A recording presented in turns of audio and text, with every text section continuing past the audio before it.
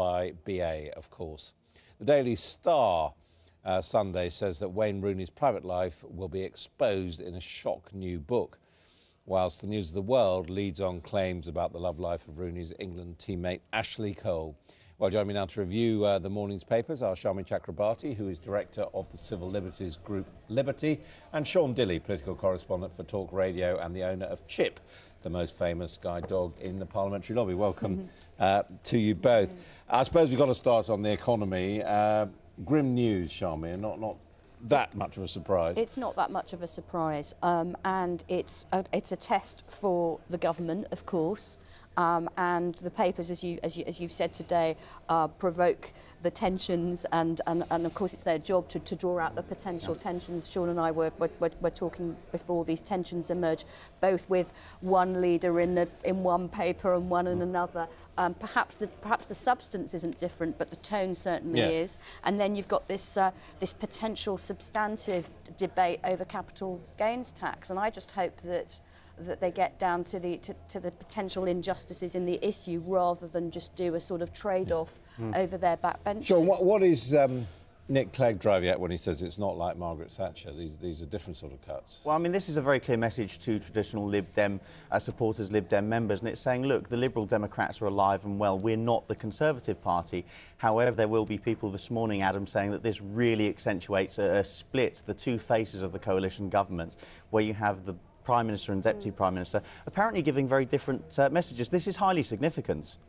Do you think it is? Do you get this? I mean, you obviously are dealing with the government from the perspective of Liberty. I mean, are you getting different messages from the different parties? Or? Well, obviously there are different messages on some fundamental civil liberties issues, the Human Rights Act being an obvious one. Control orders is one where actually both parties were against in opposition, but of course they've now put people on control orders as, as we speak. The policy needs to be renewed or not next spring. They'll have to sort themselves out. On capital gains tax, I think there's a real central substantive issue here, because on the one hand it's hard not to have a certain sympathy with people who paid income tax the first time round and saved and put their savings in perhaps a small second home, but that's got to be distinguished. Well, this is one way round it, and of course they've already ended the shouldn't say that about the over 65s, but the not unrelated matter of inheritance tax. But what about these people? Do you think breaks for over 65s might be one way of doing it, Sean? Because it might be, Adam, but I think the other thing is that there's all sorts of debate at the moment as to how far the coalition governments are going to reverse on what they originally described as making a capital gains tax similar to the income tax rate. But of course we saw in the Queen's speech the other week that the wording has slightly changed. It seems subtle. It's closer to. Now, of course, similar and closer, they're very different concepts. Similar to is somewhere in the region of. Closer to is just that tiny little bit closer. See, I don't see how it can be right that there are some people who are not pensioners with second homes, but people who make millions and millions of pounds for a living. Who have done the right thing. In private equity. No, not who've done the right thing, who make their living, and it's a very substantial living, in private equity, paying 18% when ordinary working people are paying substantially more. But against that, there are people who don't have pensions but who bought small Exactly. So how can you properties. deal with those two cases in a rational and fair way? I mean, they do employ people as well, to be fair, but I mean, I recognise that the biggest worry here for Sky News viewers will be are they going to be affected if they're not necessarily one of these quote-unquote entrepreneurs? I mean, what exactly is an entrepreneur? But if they have saved for their entire lives, if they have got a second home, if they've been renting it out, and they want to sell it damn quickly so they don't get hit on June the 22nd with absolute monster CGT rates. Of course, we don't quite know what's going to happen yet. I don't think the government will yet, Adam. BP, a couple of stories. I mean, a story in the Express saying that BP has a bad safety record. Who knows? It could be the North Sea next, although I think BP have actually withdrawn from most of their rigs in the North Sea or sold them off.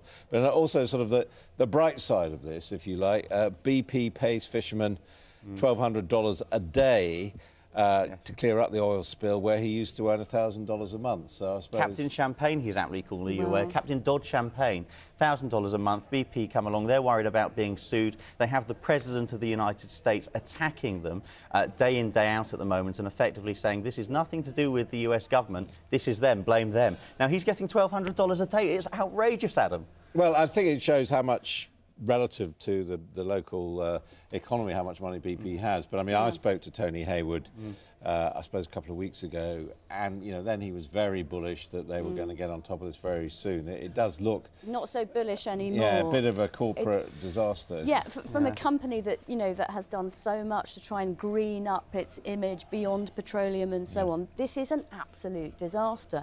It's not been so good for President Obama either, it has to be said. He's not looked like he's been able to take charge of this. But what more can Tony Hayward actually do, to be fair? I appreciate he could probably conduct himself slightly different in media interviews, but at the end of the day, he has got to look after his shareholders. Well, and it's not as if the region are being bereft of funds from BP, rights, is it? I'm always told, come with responsibilities. The Express today runs a story about real safety issues. They're suggesting not just in the Gulf of Mexico, but in the North Sea. There are always going to be safety issues. It's a pretty dangerous thing. Digging in the deep sea. Absolutely, but I think what's interesting in terms of American politics is, of course, we've been brought up to know, about the big oil interests in American politics, how relatively untouchable they are in both of the parties and so on. Maybe out of this tragedy comes an opportunity for the president and others over there to claw back a little bit of power. Interesting, the Mail on Sunday's got a story about how Lord Brown, Tony Hayward's predecessor, having looked at university financing, is now going to look at government spending overall and come in with cuts. So BP still got some clout, or former BP to said. Now, what about Tony Woodley? Well, this is really bizarre. It's one of these typical Daily Mail stories, isn't it? Yeah. Tony Woodley, the man responsible with Unite for arranging these strikes, isn't flying with British Airways. What kind of a story is that? I'm sorry, if the man booked his flight with British Airways at a time when he knew it was going to be an absolute carnage and impossible to get away, would you want him representing your interests if you were cabin crew? Well, you wouldn't vouch for the kind of in-flight meal he might get, would you? No. But I mean, Unite have got stacks of money. They've got stacks and stacks of money as well. But I would imagine there'd be an awful lot of people out there thinking, OK, well, he talks about being one of the workers. Yes, he lives this very plush lifestyle, going off on expensive holidays. But of course, he's not going to fly with British Airways. It's a non-story. And finally, this comes out of the various stories before the election. Householders get right to fight off burglars. This one just runs and runs and runs, doesn't it? And whichever poor incumbent you get in the Ministry of Justice has to have another look at something that is basically about common sense, and that is reasonable force when you're defending yourself from a burglar. And you reckon, no need to change it? No, I mean, is it going to be changed, or is this just a Sunday paper story? It looks a bit like a Sunday paper story, though some people have suggested maybe you can look at prosecution guidelines.